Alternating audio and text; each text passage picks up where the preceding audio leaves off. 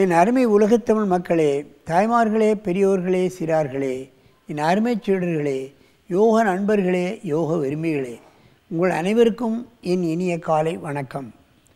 கலைஞர் தொலைக்காட்சி நிகழ்ச்சியில் நலமுடன் வாழ என்னும் பிரிவில் யோகாசனத்திற்கு அதிக முக்கியத்துவம் தரப்பட்டிருப்பதை நீங்கள் அறிவீர்கள்.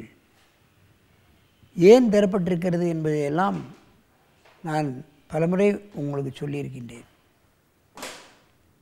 இந்த ஆசனங்களை காலையில் ஒரு 4-5 முறை 10 எண்ணிக்கை சின்ன குழந்தைகள் பண்ணிவிட்டாலே அவர்களுக்கு எந்த விதமான சளித்தொல்லையும் ஏற்படாது. சின்ன குழந்தைகளுக்கு நோய் எதிர்ப்பு சக்தி குறைவாக இருக்கின்ற காரணத்தினால்தான் அடிக்கடி பனிமழை காலங்களில் சளித்தொல்லை ஏற்படுகிறது, சளி ஏற்படுகிறது, மார்பகங்களிலே சளி ஏற்பட்டு தொண்டைப்பூச்சல் ஏற்படுகிறது, இன்ன பிற மூக்கடைப்பு, மூக்கிலே தண்ணி ஒழுகுதல், டிபி, ஆஸ்மா இவைகளெல்லாம் குழந்தைகளுக்கு வந்து விடுகிறது.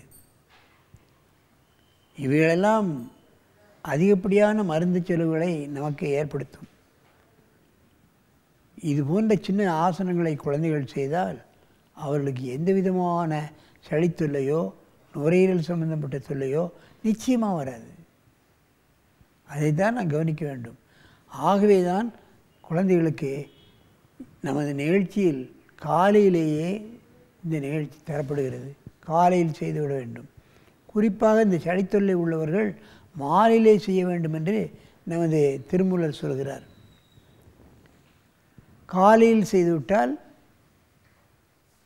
பித்த சம்பந்தப்பட்ட நோய் வராது, மதியம் செய்துவிட்டால் வாத சம்பந்தப்பட்ட நோய் வராது, இது போன்ற கப நோய் வந்துவிட்டால் மாலையிலே செய்ய வேண்டும் என்று சொல்கிறார். என் அருமை குழந்தைகளே, நீங்கள் பத்மாசனத்தை கலத்தி விட்டு அப்படியே குப்புறப்படுங்க.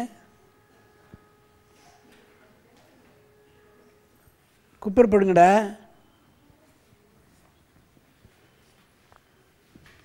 காலை சேரு, காலை சேரு, அப்படியே தலை தூக்கு, கையை நல்ல பின்னாடி, வலது கையை தூக்கணும். ரைட் லெக் தூக்கு. கையை விரிக்கக்கூடாது. கையை காது ஒட்டி வை, கையை காது ஒட்டி வைடா. இன்னும் சுருக்கு. ஒரு கை தூக்கிய புஜங்காசனம். மார்பகம் விரியப்படுகிறது, முதுகெலும்பு விரியப்படுகிறது, தலை மேலே தூக்கப்படுகிறது, கழுத்து விளைக்கப்படுகிறது. இவை சின்ன ஆசனம். இதனால் பலன்களோ மிக மிக அதிகம். சளித்தொல்லையே இவர்களுக்கு ஏற்படாது. மெதுவாக இறக்குங்க. சரி, அடுத்த கையை தூக்கு. நல்லா தூக்கணும்.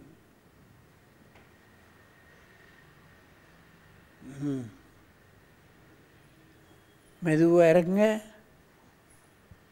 இப்பொழுது ஒருவருக்கொருவர் நேராக பார்த்து கொண்டு இந்த ஆசனத்தை செய்ய வேணும். டேர்ன் பண்ணுங்கள். அப்படியே திரும்ப. அங்கே பாரு, அங்கே பாரு, திரும்ப. நேர தூக்கு. கையை உள்ளே இழு. நல்ல கையை உள்ளே இழு. நல்லா இழுக்கணும். தலை மேல் தூக்கு. தூக்கு. நீ கையை உள்ளே இழுடாண்ணா. இன்னும் உள்ளே இழு. கையை உள்ளே இழுடா. வலது கையை தூக்கு. Right leg. ஒரு கையை நேராக ஒட்டி விரலாக ஒட்டி இப்படி தூக்கணும் கையை.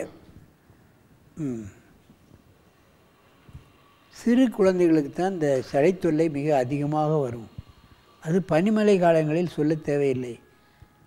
அது அரசாங்க ஆஸ்பத்திரியாக இருந்தாலும் சரி, ப்ரைவேட் ஆஸ்பத்திரியாக இருந்தாலும் பனிமழை காலங்களில் அங்கே பிள்ளைகள் கூட்டத்தை பார்த்தா நிறைய இருக்கும் சளித்தொல்லை உள்ளவர்களுக்கு. அது வாடிக்கையானது. அந்த கை இறக்கு, அடுத்த கை தூக்கு. நல்ல தூக்கு. தள்ளி தூக்கு. சேர்த்து அப்படி தூக்கணும் கையை பின்னால். ஆகவே ஒரு கை தூக்கிய புஜங்காசனம். ஆரம்ப கட்டத்தில் 2 கை தரையில் இருக்கணும். தலையை நல்ல மேலே தூக்கணும். அது பழகினதுக்கப்புறம் ஒரு கையை தூக்கணும். அப்படியே இறக்குங்க, கீழே இறக்கிடுங்க, தலையை கீழே இறக்கி நெத்திய திரையை தொடு, நல்ல மூச்சுடு. ஆரம்ப கட்டத்தில் 2 கையும் தூக்கணும். 2 கை தூக்க முடியாது, தலையை மட்டும் தூக்கு, தூக்கு நல்ல உயரமா. தலை மேலே பாரு. ஆரம்ப கட்டத்தில் 2 கையும் சேர்த்து தூக்கணும். அதுக்கப்புறம் தான் ஒரு கையாக தூக்கணும். அந்த மேலே பாரு. மெதுவாக கையை இறக்குங்க, தலை இறக்கு, நல்ல 2 மூச்சு வாங்கி. இப்போ மெதுவாக எந்திரிச்சு பத்மாசனத்தில் உட்காருங்க. முன்ன பாரு, எழுந்தாங்க உட்காரு.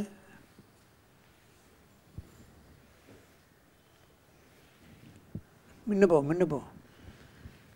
என் அருமை பெரியோர்களே, தாய்மார்களே, பனிமலை காலங்களில் தான் குழந்தைகளுக்கு இந்த சளித்தொல்லை மிகவும் குழந்தைகளை வருத்தும். ஏன்? சின்ன குழந்தைகளுக்கு நோய் எதிர்ப்பு சக்தி கிடையாது. படை காலங்களில் பள்ளி குழந்தைகளை தூங்க விடாது புகைச்சல், அந்த அளவுக்கு தொல்லைப்படுத்தும். என்னென்ன சிரப்ஸ் எல்லாம் கொடுப்போம், மருந்து கொடுப்போம், கேட்கவே கேட்காது. ஆனால் உசிட்டாசனம் மாலையிலே செய்துவிட்டால் இந்த தொல்லையே வராது, படைத்தொல்லையே வராது, சளித்தொல்லையே வராது. நமது முனிவர்கள் மாலையிலே செய்ய வேண்டும் என்கிறார்கள். எங்கள் பயிற்சி சாலையில் படுக்க போவதற்கு முன்னாலேயே இதை செய்ய சொல்லுவோம். இரவில் தூங்க விடாத காரணத்தினால் படுக்க போவதற்கு முன்னால் இது ஒரு 4-5 தடவை பண்ணியாச்சுன்னா நல்ல தூங்குவார்கள். அவர்களும் தூங்குவார்கள், நம்மையும் தூங்க விடுவார்கள். என்ன மாத்திரை மருந்து போட்டாலும் கேட்காது. காலமெல்லாம் இதை சாப்பிட்டு கொண்டு இருக்கக்கூடிய நிலை வந்துடும். ஆஸ்மாவை நீக்கி கொள்ளாவிட்டால் அது டிபியாக மாறும், பிராங்டிஸாக மாறும், சதா சளி வடிந்து கொண்டே இருக்கும். இவைகளெல்லாம் நடைபெற வேண்டாம் என்று சொன்னால் தினமும் காலையிலும் மாலையிலும் ஒரு 4-5 தடவை இந்த சளித்தொல்லை உள்ளவர்கள் செய்வார்கள். ஆனால் இந்த சளித்தொல்லையிலிருந்து முழுமையாக விடுபட்டு விடலாம் என்பதை கூறிக்கொண்டு உங்களிடமிருந்து விடைபெறுவது ஆசனம் ஆண்டியப்பன். வணக்கம்.